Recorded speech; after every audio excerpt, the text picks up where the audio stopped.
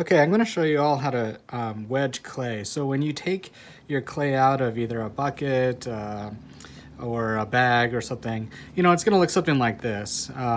Commercial clay comes in like a really nice sort of block, but the clay that we make it ourselves. And so it's all balled up and it's got, for you to pull this apart, there's all kinds of air and inconsistencies in the how stiff it is.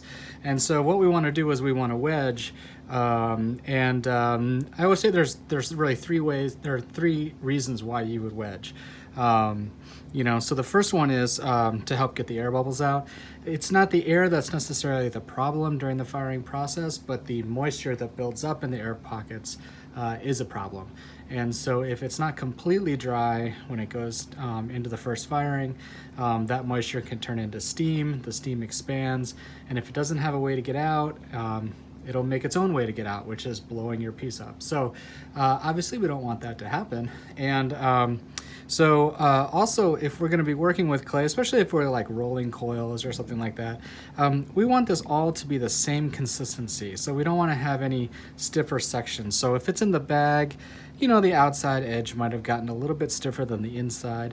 We want to wedge that and sort of get that consistency all together. And the third reason is really for you to get connected to the clay. So familiarize your hands with how stiff it is, how pliable it is, all that kind of stuff. Is really feeling like getting a connection to the clay itself. And so what I do is I start with a ball of clay, about this big. Really kind of depends on the, how stiff the clay is and how comfortable you are with wedging a piece of clay. You can do a much larger piece if you're comfortable with that, but don't do a small piece. Don't try to wedge a piece that's only that big, because you really just can't get your hands around it. So you need to have a piece of clay that's at least big enough for you to get your hands around. Wedging does take a little practice, so it's going to feel a little awkward and kind of hard to get used to at first, but if you just practice through it, then it will become second nature. There's two primary methods of wedging. One is called the ram's head method, and that's the method I'll show you first. The other is called a spiral wedging, which is a wedging method that looks kind of like the spiral sort of cone shape. The first method is this ram's head, and so what you're doing is you're basically rolling the clay kind of in this method here. And what you do is, with this method, the reason why a lot of people feel like it's a little bit easier is that both hands are doing the same thing. Okay, so both hands are kind of cupped like this. You can kind of see how they're fitting with the, in the clay here. The spiral method, your hands are doing different things. So your right hand is doing something different than your left hand. But the ram's head, both hands are doing the same thing. They're kind of mirroring each other. And so what you do is you pull up, and you want to really pull all the way up on the tip here of the clay, and then you push down. Okay, you pull up, you rotate your hands, and then push down. Okay, up, rotate, down. And you want to keep pressure this way. If you find that your wedging piece is getting really long, like a big long coil, you're not putting enough pressure this way, or your hands are too much on the top. If your hands are up here, the clay is going to kind of squirt out the sides here. So I want to keep some pressure here. Okay, lift up, turn, or push down rather. And, the key is coming all the way up like that. If you don't come up high enough here and you keep pushing down, you're going to get a long, thin, almost like a slab of clay. Okay, and that's not what we want. What we want is that we want that clay to basically be kind of rolling in almost like a coil right there. You can kind of see the lines here of where the clay is kind of sort of folding back in on itself. Okay. Sometimes if you have a lot of air or big air pockets, you can actually hear an air pocket or two pop. So that's okay if you hear that. That means things are working. If you don't hear it, that's okay too.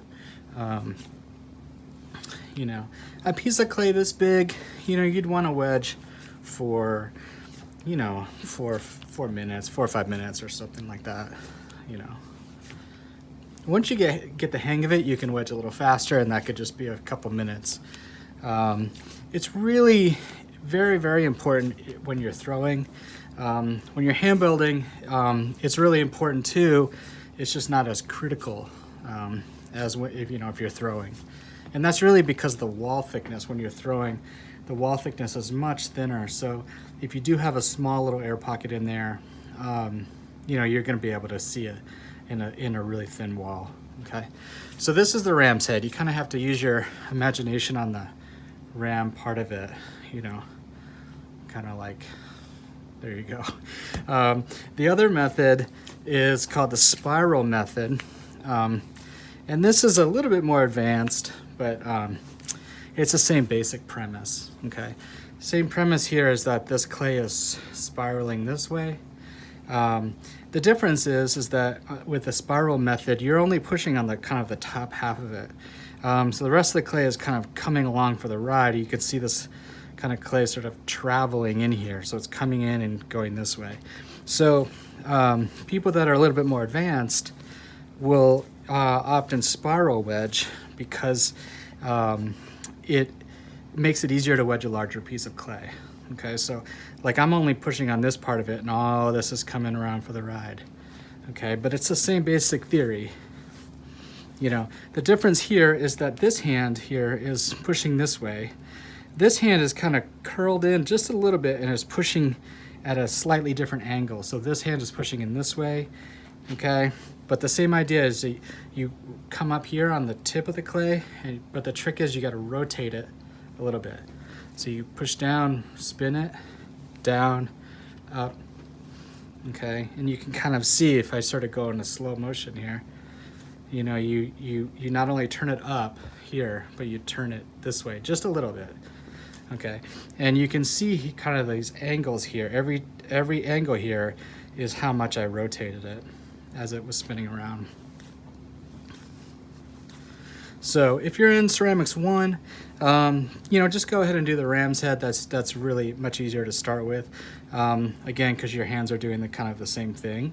But if you're getting a little bit more advanced and you want to try to learn this method, this can be a little more time consuming if you are doing a lot of wedging.